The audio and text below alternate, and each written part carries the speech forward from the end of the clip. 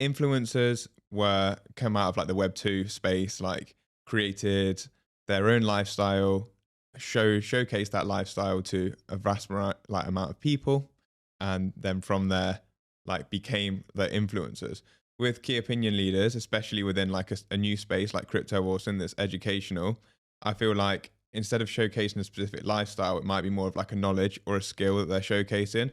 But essentially, they both do similar things. So they both create an audience and then monetize the audience in some way to like have a lifestyle. So for the specific influencer, if we use that example, they might be into fitness or traveling or something like that.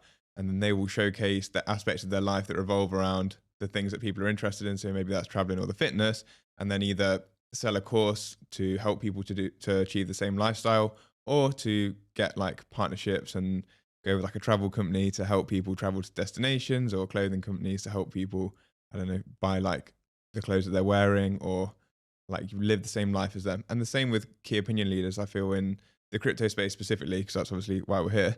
Um, they like have their knowledge base that they either share for a price at a time with their people who follow them, or the people that they like lead with their key opinions, or they like will work with a institution or exchange or something like that. So say like a BitGet, and they'll be like, okay, cool.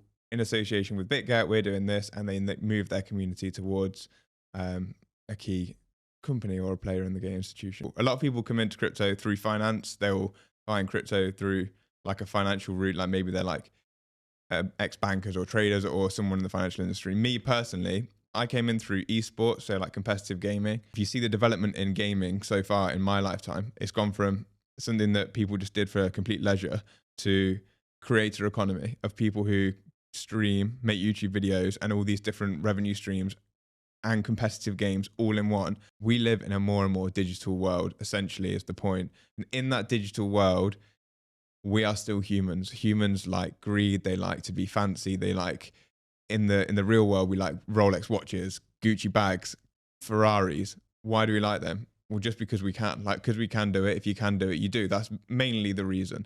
Why World do you is think there. like a crypto industry fails to embrace the technology that we are preaching so much? I think it just takes time to build. I think that if we actually take a zoomed out perspective of what crypto is, it's highlighted right now actually with the recent price action of Bitcoin, but I'll get into that another time. It's just a room of like a few individuals. If we look at the population of the world, there's a few people, some smart people building things, but things take time to be built and tested and then used, and then they take time for that to be argued into why it should be used in real life when people don't understand the system, and then that then has to be again then promoted out to people to actually use it. I think just as there is in any like walk of life and any like career in general, you have some people who are there just to make money and market off anybody, and some people who are there because they love the space or they want to promote or whatever, like they want to promote things they're interested in. And I think that there is a difference, but finding that difference is really tough. Like if there's something that could offer you exponential returns, it should be somewhere in your portfolio. You just got to decide where. And if you're not like interested in finance, the easiest way to like save or do anything in that space is to just buy some, and every month like dollar cost average, and just leave it there no matter whether it's going up or down in price. If you want to take it a bit further than that, buy more on red days, and buy, if you do it once a month, if it's gone up from the last month, maybe you buy like a fraction less that month. If it's gone down, maybe you buy a fraction more. That way you might be able to maximize profits more, but everyone should have some sort of exposure, in my opinion, in a balanced portfolio. I personally think that it's all a gamble. Like we talked about, it's all speculation, and Bitcoin's the king now, but who knows whether that's going to be the thing. I mean, it's more likely that it's going to continue to be the king forever now with the recognition of the institutions.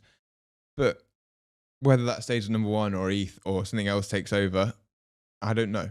Like no one knows. So if we're looking to play completely safe, the first thing I always tell everyone is just to read about it, because some people aren't interested in tech. If you're not interested in technology, it's not the place for you to be. You've got to be at least interested in tech or finance. If you're interested in one of them, read the white paper of Bitcoin, get a base understanding. And then probably don't stray too far out the top 10. Like obviously 2 out of the top 10 at the minute are stable coins, and everything else is further out on the risk curve. The further out on the risk curve you go, the more chance you have of losing it all, in my opinion. Stay with the larger market caps and slowly buy a little bit of them and read a bit more about them as you start to buy it. What I found personally is when I started to invest into things, when I first got into the space, it made me more interested in what the project's actually doing, where it's going, how it works. So then I would buy and then I would read. Whether that's the right way to do it or not, I don't know. But it did give me that incentive to then do the research. Where attention goes, money flows. And like that starts where I said we see it every cycle with Bitcoin, then it moves to the larger cap altcoins. And then as people have made money there and they try and make money again, they chase that higher return. The money flows, the liquidity flows into smaller caps and they can gain more percentage.